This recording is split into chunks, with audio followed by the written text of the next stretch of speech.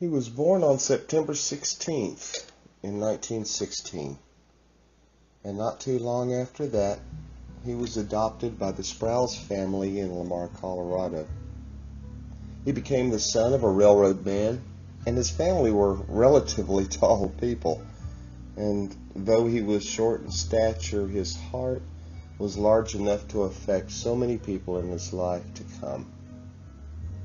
His best friend was to be his big brother Joseph, a boy who protected him, loved him, and became rather famous in his own lifetime.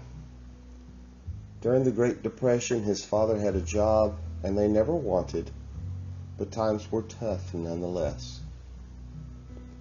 As he approached his later teen years, he felt a calling to care for people, to guide people, and to love people.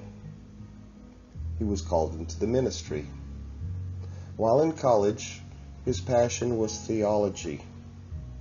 The Bible to him was more than just the English translation, but specifically how the scriptures were written.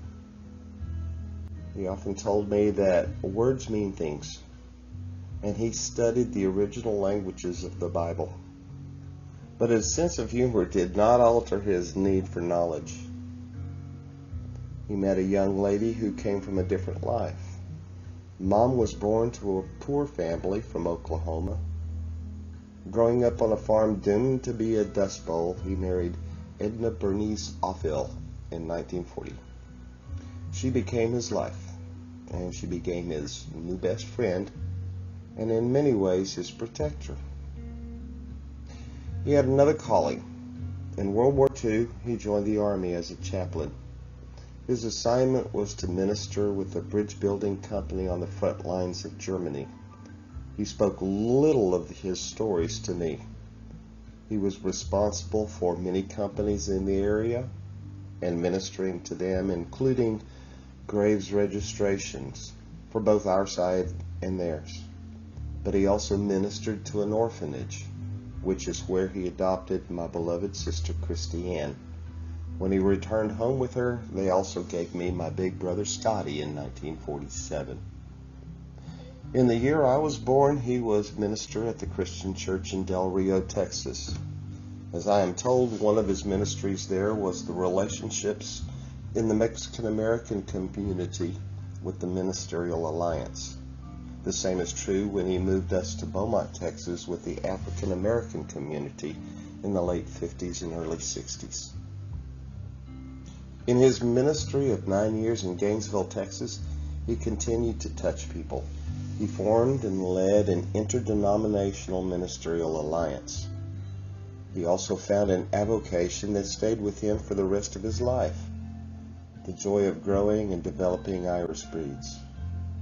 In the fall of 1974, he was called to a small and dwindling Christian church in Lewisville, Texas.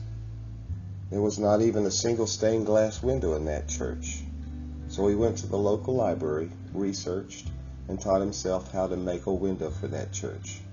And he continued to perfect that new skill through his retirement in 1985. Throughout his entire life, he touched so many people. The same people who continue to tell stories of Herbert William Sprouse, stories of his sense of humor, of his teachings, and his love for everyone, family, friends, and strangers who happened into his life. After Mom passed, he held on until he joined her a few years later in 2012 at the age of 95, and his ministry continues. Happy 100th birthday, Papa. You are missed.